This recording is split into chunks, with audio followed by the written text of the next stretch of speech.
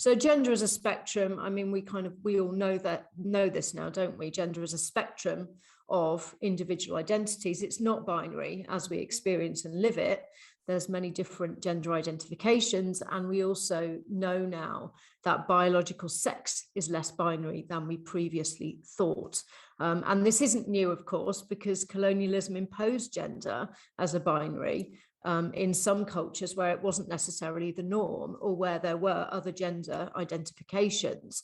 I find Butler's theories of gender performativity quite useful. It's quite hard to read, but if you kind of stick at it, then I think it is quite useful, because it troubles that neat line between sex, gender, sexual orientation. And she argues that gender is constructed or compelled by social norms, and through performing these or resisting them, we construct our sense of ourselves, which doesn't mean that gender isn't very deeply felt. It doesn't mean it's not important, but it means that gender is less a state of being and more a state of becoming, which creates the space to become something else. So when I talk to my students about the kind of gender binary versus gender spectrum thing, I always kind of think about how gender is one of a number of structures through which we understand, express, or perform our individual identities. So we might feel more comfortable with one pole of the binary or the other. We might be somewhere in between. We might reject the binary altogether, but the binary is still there, against which we position ourselves. And that kind of links to the political device of gender, which, of course, as you know, gender diverse people are currently under attack from the right in a number of countries, including Australia. And that shows how gender can become a political device. It can become very politicized.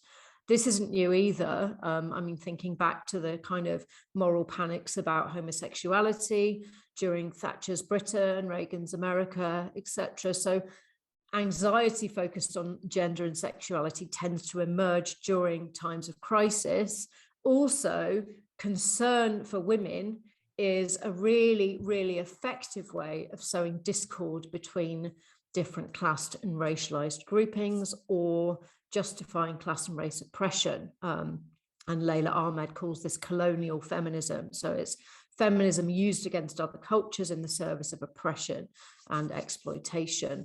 So this was a key colonial maneuver to imply that the colonizing powers bring progress in the area of gender. And Ahmed uses the example of Egypt in the late 19th century, where a concern with veiling was professed by many British men who didn't support women's suffrage back home. So that kind of shows you what kind of agenda this is. South Asia, campaigns against sati or child marriage. And of course, Gayatri Spivak calls this saving white men, saving brown women from brown men, which continues in things like the War on Terror, which was supported by some white feminist groups, and Gargi Bhattacharya's work's really good on this.